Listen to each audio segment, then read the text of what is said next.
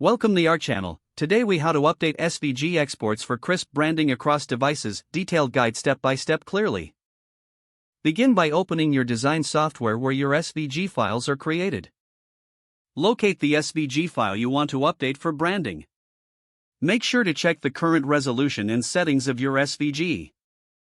Identify any elements within your SVG that may require adjustment for clarity. Start by simplifying complex paths or shapes where possible. Use vectors instead of raster images to ensure better scalability. Adjust the stroke widths to maintain visibility at different sizes. Review your color palette to ensure it matches your branding guidelines. Update the fill colors for consistency with the latest branding standards. Remove any unnecessary metadata from the SVG file. Optimize the SVG by reducing file size without compromising quality.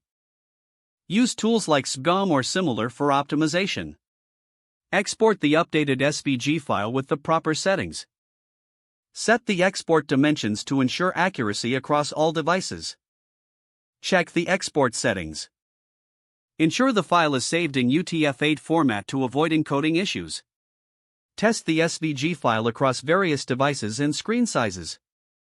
Pay close attention to how the rendering looks on both large and small screens. Make additional adjustments as needed based on your tests. Create different versions if necessary, for different use cases or platforms. Finally, save the updated SVG to your branding assets library.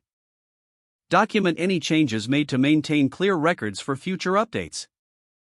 Review the entire process to ensure nothing has been overlooked. If the page does not load, refresh the browser or try again in a private or incognito window.